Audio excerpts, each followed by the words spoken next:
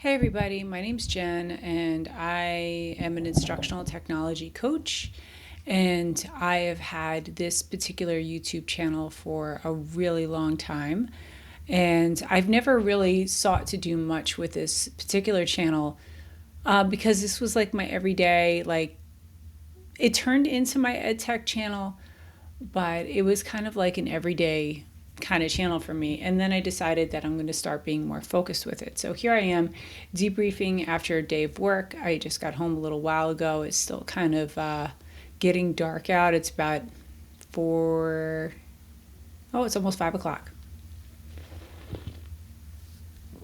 And the reason why I wanted to get on was to talk about culture in the realm of professional development, and how there are so many things that need to be attended to for professional development to really work.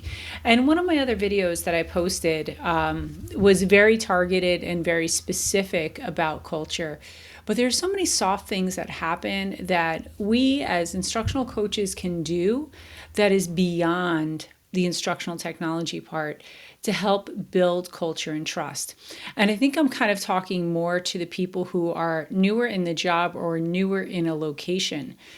I've had a very unique experience. Through the course of my career, I have had the opportunity to work in 10 different school districts, completely different locations. And my first one, I was in that job for 12 years, and the technology program was cut, and I was doing a leave replacement, and I got a call at the end of the leave replacement for a professional development position. Now, I had always helped my fellow teachers out, but I was predominantly a teacher at the time. And I really didn't have as much opportunity to train teachers as well. It would happen after school sometimes. But the job offer that I got, and I truly got an offer, we need you to apply. I didn't even know the position was open, was to do solely professional development, to exclusively move away from students and into serving teachers. And at the time, I was really scared because it was a bit of a stretch. And I'd never not worked with kids before. And I truly love kids. I still do. I love being around kids. They keep you young, they keep you laughing. I think it's really important.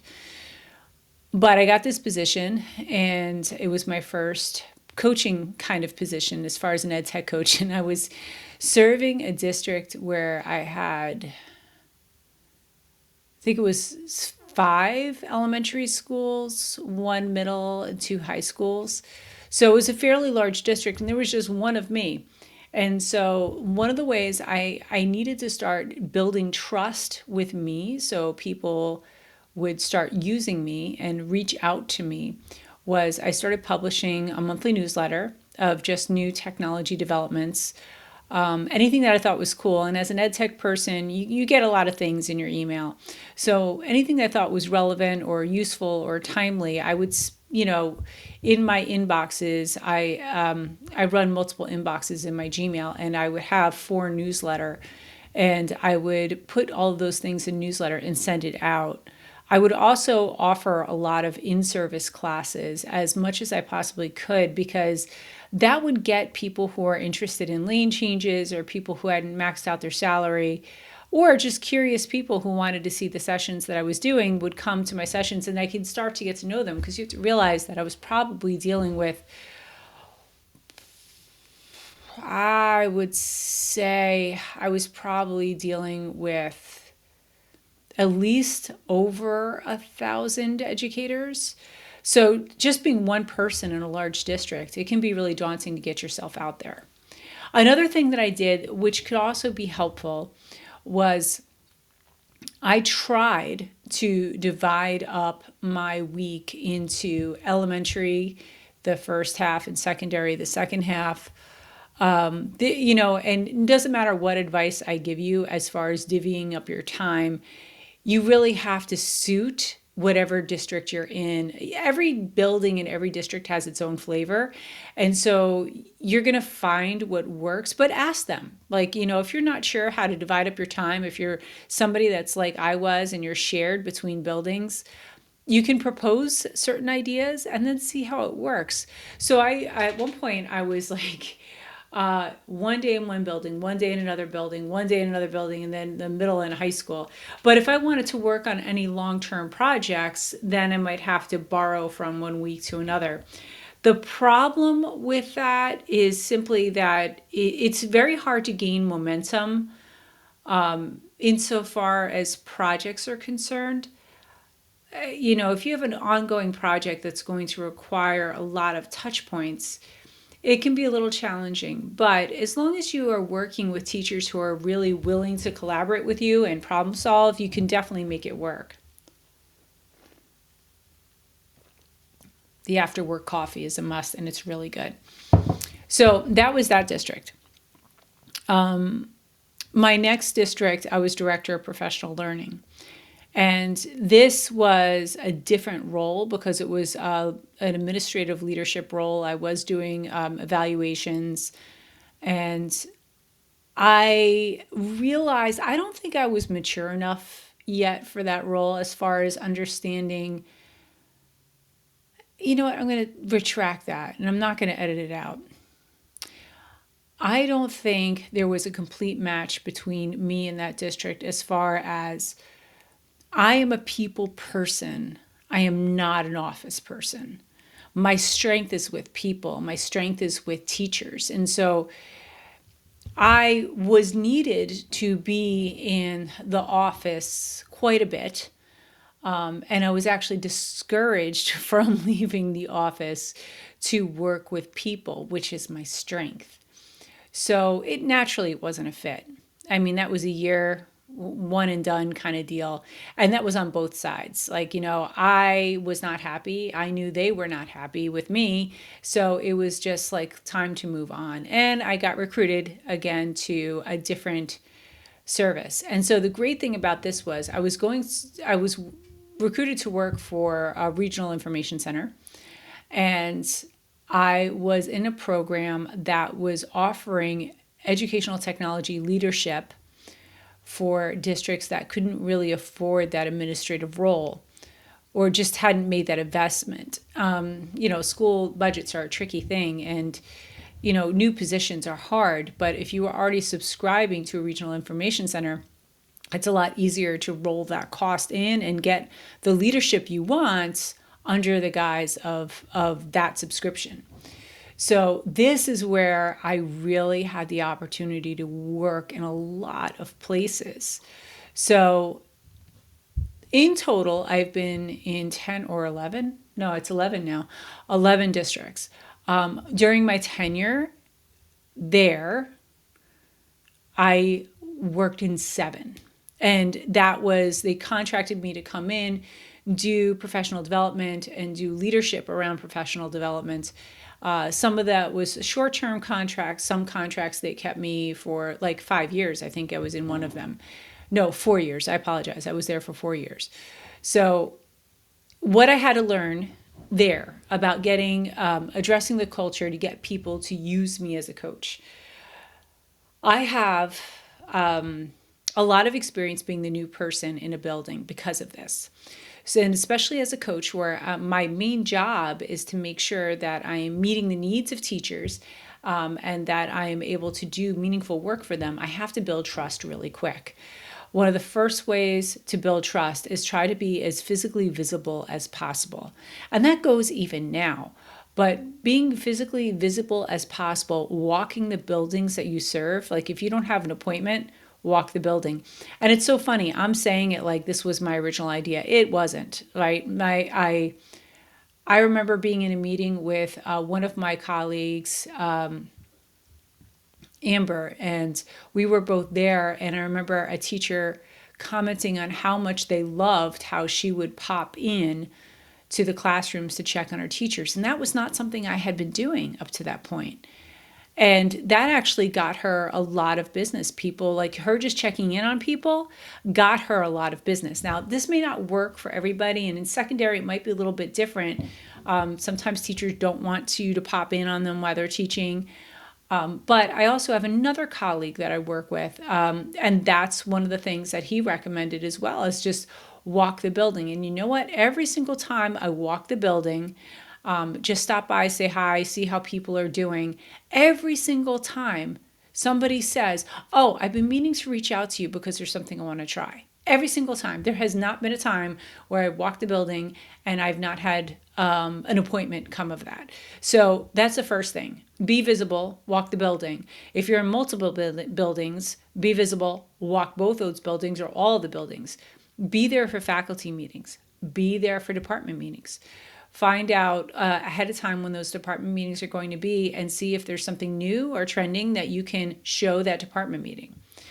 And then something that I'm learning to do right now, follow up. Like once you finish that meeting, go back to your, I'm assuming Gmail, but any email program where you can preset or schedule an email and schedule an email to go out the next day or the day after that, thanking all the members, and you're looking forward to working with them. And please reach out to me. Here's my calendar. I'd love to get the opportunity to work with you. That's surely going to get you some business. From there, I've done a lot of the same things. I always do newsletters. They always seem to go out well, and I always wind up getting people who want to work with me because of newsletters. I offer a lot of in-service classes. I offer early morning. So this is the other thing, is taking the advice of other people and finding out what is the best time for classes. So one of my colleagues recommended 7:30 classes or 7 o'clock classes. It's easier for people to come in early than it is for people to stay late. And you know what? I have weekly classes on Thursdays usually, and I usually have at least 8 people for every class, and it's on whatever topics either people want me to do or topics that I designate. So like if it's going to be like Gmail inbox, believe it or not, people still will pack that session, and it seems remarkable to me because I'm at a different level. But when it comes to just making your life easier and efficiency models when it comes to digital file management, you're always going to have people that are going to take you up on that. So walk the building, offer classes, use a newsletter or some kind of regular correspondence. I send out a newsletter usually about once a month. Something else that I also started doing in my most recent district is I really got tight with a lot of the new teachers because I was a new teacher. So there was 14 of us, and we really rolled tight together, and we began to go out together, and I kind of harnessed that feeling of community and wanted to spread it to the next group and the next group. So currently we have a large number of new teachers in my building, and I think this is just a trend that we're going to see as people retire. So now we have monthly newbie lunches where one person volunteers a room and everybody, signs up for a particular period. There are 3 lunch periods in my building. And so people will sign up for, 3 people will volunteer for those 3 different times, and people will just sign up on a Google Doc. And it's one way for us to build culture. It's one way to get your face out there. It's one way to get out there and build trust. That's what you need, is you need a trust and you need a rapport to get in with people so they'll learn to trust you and ask for your help and bring you in on their assignments. Now, a lot of teachers might feel very comfortable bringing you in, but there might be some teachers that are really uncertain. One of the things I like to say in department meetings and faculty meetings also is a lot of times, in my experience, teachers won't use you because they don't know how to use you. But they want to. They want to do something cool, and they want to do something innovative, and they want to level up their pedagogy, but they're not sure how best to use you. And they feel like they need to be able to articulate that in order to use you as a service. They don't have to. I've said in so many meetings, if you think you want to do something or you would like me just to sit and observe and watch you teach, I can offer you a bunch of ideas. And I've had people take me up on that many times where they're like, yeah, absolutely. I want to do something. I want to juice things up. I want to level up my practice, but I'm not sure exactly what to do. So why don't you come and watch? And that's what I'll do. I'll take down notes and stuff like that. And we'll debrief after. And I'll be like, listen, these are some ideas that I have. Another thing I do is I'll tell people, like, give me the give me the lesson that you just do not like to teach, like the one that still feels dry and stale. We all have those lessons that are not as good as our other lessons. Let's overhaul that one together. Let's see what we can do with it. So those are two ways that I find it's easy to disarm people who might be a little insecure or unsure about bringing someone into their practice, especially if you're a newer face. So all of those go really, really well together. And I think that helps build a culture and community of learning. And if there's other things that you can get involved in too, do that. Any after school activities that are going to increase your face time with other teachers, get there. Let people see you and see you become a fabric of the building. That is going to get you more appointments, it's going to give you more influence, and it's going to develop trust with the teachers that you try to serve. I love this position. I love what I do. I could not imagine not coaching teachers, and I could not imagine not being in a building with kids. It's just walking around the building today. Periodically, I just get hit with these walls of gratitude where I'm watching kids act like kids and have fun and run around the hallways while I'm listening in on their stories and bumping into my colleagues and asking how they are and how are their weekends, how are the projects, is there anything I can help them with. I just was really hit with this overwhelming sense of gratitude that I get to be in that building and I get to work with my teachers. I'm in a wonderful place, so I'm very, very grateful. So this video is just pretty much dedicated for those people like me, if you're an instructional technology coach, how you can go about getting in more appointments with your teachers and get in to do more projects and really help level up the practice of your building, but also build culture, because culture will always eat innovation for breakfast. Thanks for watching. Please consider subscribing, and I'll see you in the next one.